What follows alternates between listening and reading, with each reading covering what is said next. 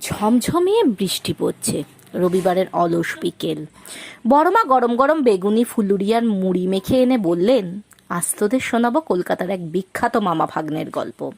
এমন এক মামা যার নামে আজও কলকাতার একটি বিখ্যাত রাস্তার নাম রয়েছে। বলতো সেই মামাকে। আমি আর দাদা একে অপরের মুখের দিকে তাকিয়ে রইলাম। বড়মা হেসে বললেন, এক মামার গল্প তো আগেই বলেছি, এবার শোন আরেক মামার গল্প। বিপ্লবী বিপিন বিহারী গাঙ্গুলির কথা। আজকের বিবি গাঙ্গুলি স্ট্রিটের বিবি মানেই বিপিন বিহারী গাঙ্গুলি। তিনি শুধু একজন বিপ্লবী ছিলেন না, ছিলেন যেন আগুনের মানুষ। সাহস, শক্তি আর দুর্ধর্ষ ব্যক্তিত্ব সব মিলে এক জীবন্ত কিংবদন্তি। শোনা যায় তার পারিবারিক সম্পর্ক ছিল কথাসাহিত্যিক শরৎচন্দ্র চট্টোপাধ্যায়ের পরিবারের সঙ্গে।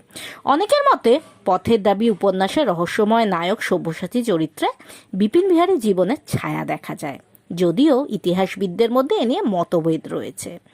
তবে তার কীর্তির কথা শুনলে আজও অবাক হতে হয়। দু হাতে সমান দক্ষতায় পিস্তল চালাতেন। শুধু তাই নয়, মোটর বাইক চালাতে চালাতেও নিখুঁত লক্ষ্যভেদ করতেন। বক্সিং, তাতেও ছিলেন ওস্তাদ।